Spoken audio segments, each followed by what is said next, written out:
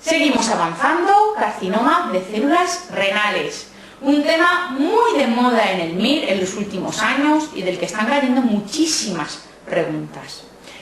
Fijaros, en este caso nos hablan, entre otras cosas, de la sintomatología y nos dicen que la tríada clásica, la que llamamos tríada clásica de dolor lumbar, hematuria y masa en flanco, nos dice que es la manifestación más frecuente. Pues bien, esto lo fue en algún momento de la historia, pero afortunadamente hoy no.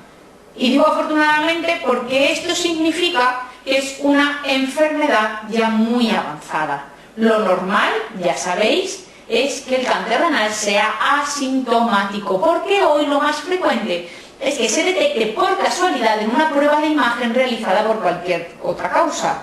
Y por lo tanto, hablamos de incidentalomas. Cuando sí da síntomas, el síntoma más frecuente es la hematuria, pero insisto, lo más frecuente es que sea asintomático.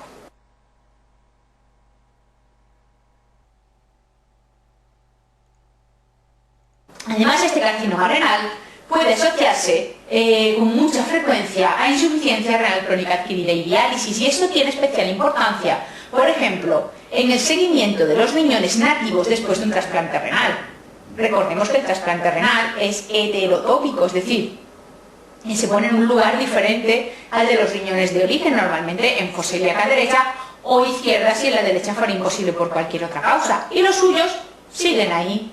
Y recordemos que esos riñones han sufrido insuficiencia renal y diálisis, por lo tanto hay que tener eso en cuenta y no perder para seguimiento tampoco esos riñones, aunque no sean funcionantes.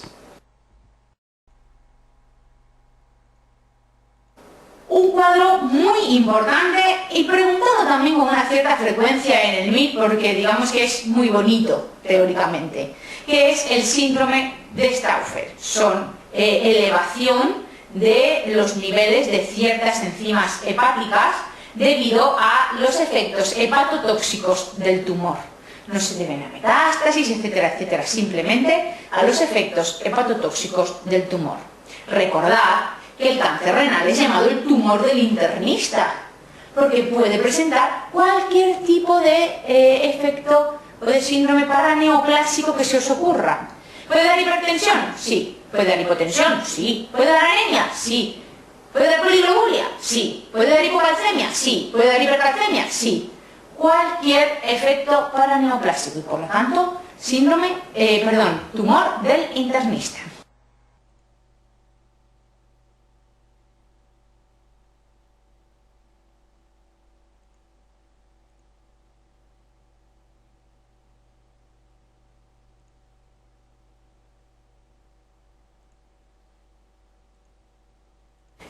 En esta otra pregunta nos presentan a un paciente con un tumor aparentemente localizado.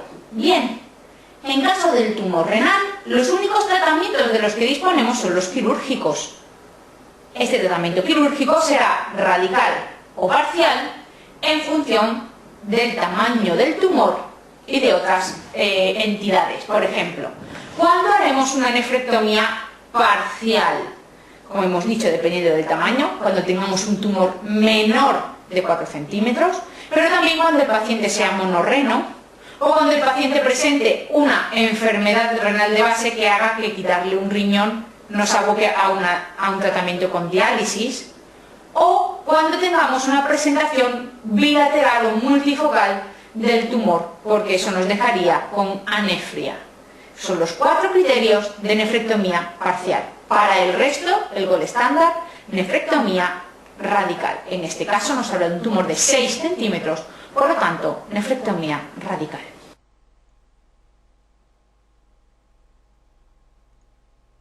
Además, también asocian cánceres renales ciertas enfermedades genéticas, como el Prineville o la esclerosis tuberosa, como es esta pregunta, o el von Hippel-Lindau, ya sabéis que es la que más frecuentemente se asocia a tumores malignos, aunque también benignos.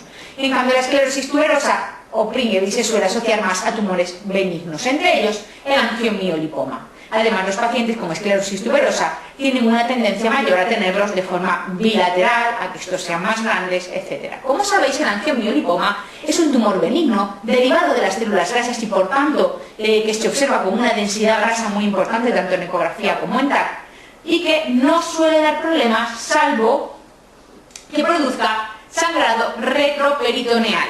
Ya sabéis que este sangrado retroperitoneal espontáneo se llama síndrome de Wunderlich. También ha sido preguntado en el MIR y os tiene que sonar.